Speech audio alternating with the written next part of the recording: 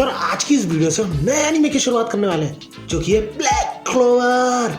अब क्योंकि इस एनिमे की मांगा काफी ज्यादा हाइप में चल रही है इस वक्त, तो मैंने सोचा मैं भी कुछ व्यूज बटोर लूं। तो इसलिए आज की इस वीडियो से हम सीजन 4 के बाद क्या क्या होता है ब्लैक क्लोवर में वो सब कवर करने वाले मांगा के थ्रू। तो इसलिए अगर तुम इंटरेस्टेड हो कि सीजन 5 में क्या क्या होगा, कीप वॉचिंग।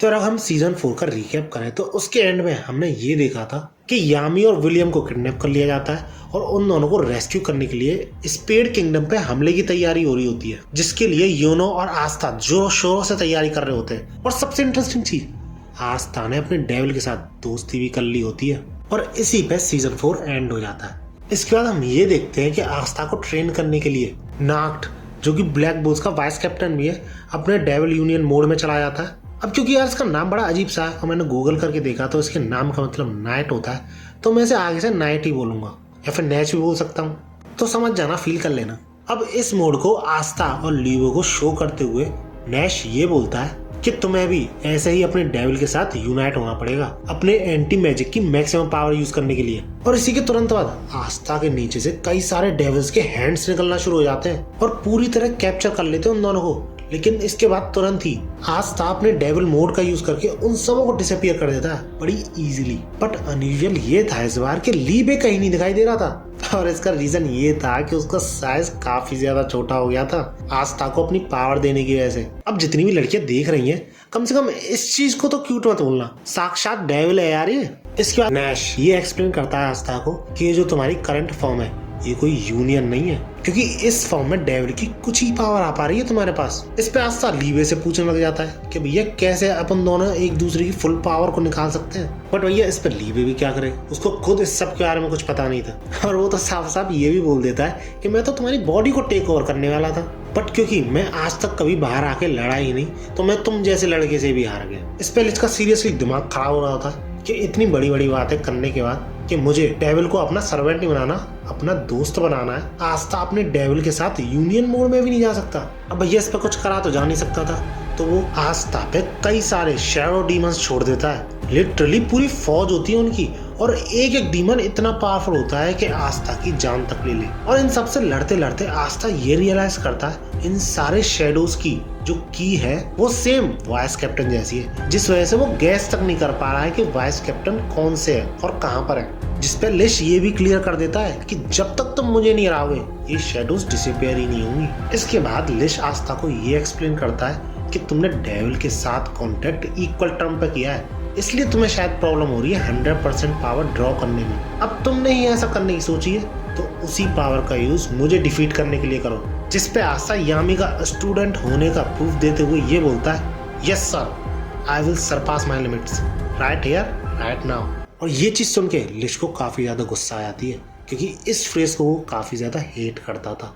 इसके बाद हमें दिखाया जाता है यूनो, जो कि काफी ज्यादा प्रैक्टिस कर रहा होता है और फ्रस्ट्रेटेड भी रहता है क्योंकि उसकी आंखों के सामने से उसके कैप्टन को कोई किडनैप करके ले जा चुका था। अब वैसे तो यूनो ने एक तरीका निकाल लिया था ज़ेनोन को डिफीट करने का, लेकिन फिर भी वो श्योर नहीं था ये तरीका काम आ पाएगा या नहीं, तो इसलिए उसे कोई टेस्ट करने के लिए चाहिए था अपना अटैक। और इसी चीज की कमी लैंग्रेस पूरा करता है। लैंग्रेस लाग्रेस जो भी है यार, मैं इस चीज में बहुत बुरा हूँ, तो इस चीज को जरा इग्नोर ही करना। इसके बाद हमें दिखाया जाता है आस्था और लीवे जो कि बहुत बुरी तरह हार चुके होते हैं लीच से, और हमें ये पता चलता है कि पहली बार नहीं है, काफी बार हार चुके होते हैं वो। और इस सब के बाद आस्था को ये क्लियर हो जाता है कि वाइस कैप्टन को ज्यादा ही टफ है।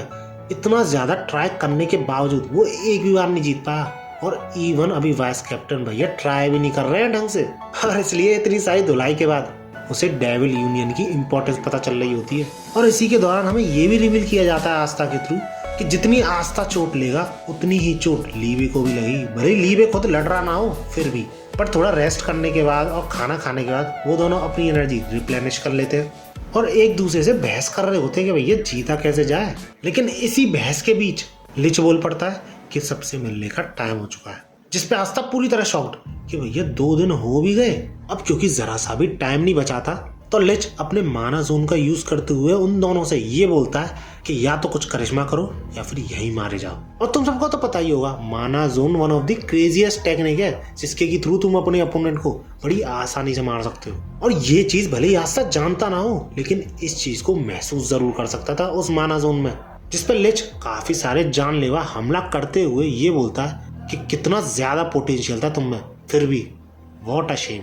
और यूनियन ना कर पाने की वजह से सीरियसली होपलेस फील कर रहे होते दोनों, जिसके बाद सेम टाइम पे दोनों को ताकतवर बनने का रीजन याद आता है। और तभी लिच एक ऐसी चीज देखता है जिससे कि वो पूरी तरह शॉक्ड हो जाता है, और ऐसा इस सीरीज में पहली बार हो रहा होता है। इसके तुरंत बाद हमें कुछ स्पेड किंगडम के सीन्स दिखाए जाते हैं जिसमें हेल का गेट खोलने की सारी तैयारियां हो रही होती हैं, और दांते जिसको कि आस्था और यामी ने दोनों ने मिलकर बड़ी मुश्किलों से हराया था, उस बंदे को पहले से भी ज्यादा ताकतवर बना रहा होता है एक आदमी जिसका की नाम हमें बोरिस पता चलता है। और इसी सब के साथ साथ वही आदमी एक डीमोनिक क्रिएचर को भी तैयार कर रहा होता है, क्योंकि उन सबको पता है कि यामी और विलियम को किडनैप करने के बाद ब्लैक क्लोवर शांत नहीं बैठेगा। इसी के तुरंत बाद हमें आस्था और निश के बीच जो लड़ाई चल रही थी उसके कुछ क्लिप्स दिखाए जाते हैं, लेकिन इस बार सीन कुछ ऐसा था कि आस्था काफी तगड़ी लड़ाई दे रहा होता है वाइस कैप्टन को, इतना कि उसका मैजिक भी कमजोर पड़ने लग जाता है।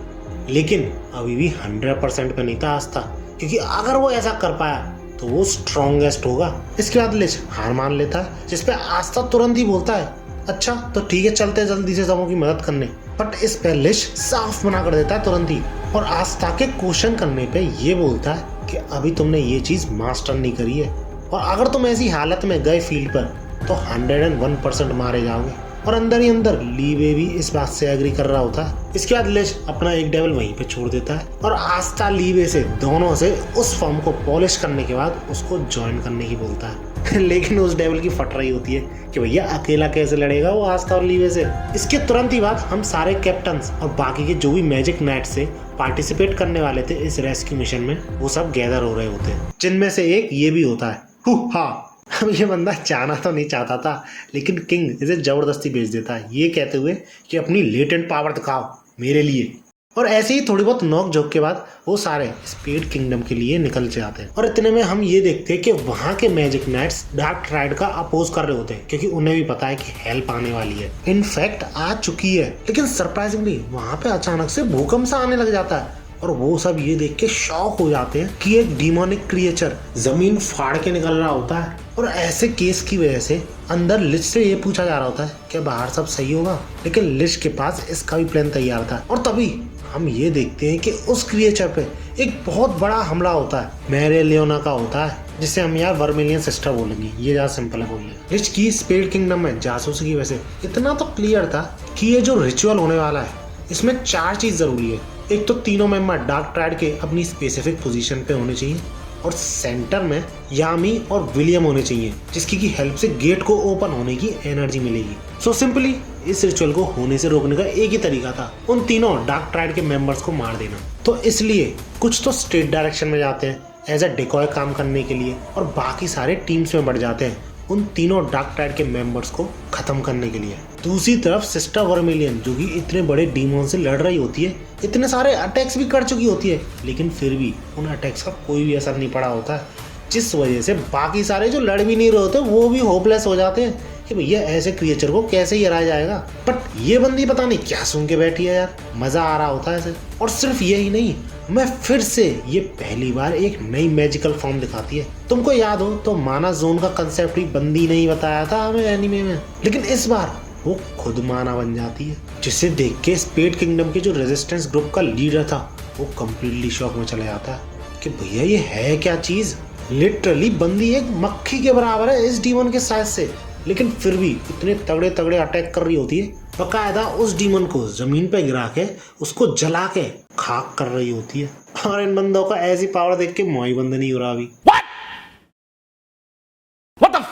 इसके बाद हमें ये दिखाया जाता है कि जो टीम से सेपरेट हुई थी वो हर एक डार्क ट्राइड के मेंबर के पास पहुंच जाती है, जिनमें से यूनो और लैंग्रेज का सामना होने वाला होता है ज़ेनोन से। अब यूनो को जिंदा देख के ज़ेनोन थोड़ा सरप्राइज तो होता है कि तुम जिंदा कैसे बच गए, जिसके जवाब में वो कैप्टन विलियम का नाम लेता है और बहुत ही तगड़ा अटैक करता है। जिससे ऑब्वियसली जेनोन अपनी बोन मैजिक की हेल्प से आसानी से बच जाता है। जिसके बाद जेनोन यूनो को अंडर एस्टिमेट करते हुए ये बोलता है कि अगर तुम अपने घर पे शांति से बैठते तो थोड़ा बहुत और जी लेते। लेकिन लिंगरिस बीच कन्वर्सेशन में ही कूद पड़ता है और ये बोलता है कि जब मैं वहां प्रेजेंट नहीं था तुमने खूब कांड मचाया वहां पर, लेकिन मुझे औरों की तरह मत समझना। और ऐसा बोलते हुए अपने अटैक्स एक साथ छोड़ देता है जेनोन पे। बट भैया जेनोन भी स्पेशल मेज यूजर था, जिस वजह से वो आसानी से हैंडल कर लेता है उन सारे अटैक्स को। लेकिन लिंगरिस बिना कोई शौक के अपना बहुत तगड़ा, यूं समझ लो one of the best of his attack करता है उस पर। लेकिन तभी जेनोन अपना स्पेशल माना डोमिनेशन जोन एक्टिवेट करता है और उसमें उसका अटैक यूं समझ लो डायल्यूट हो जाता है, गायब सा ही हो जाता है। और जेनोन उन दोनों को बेवकूफ बोलता है उनकी कैप्टन की तरह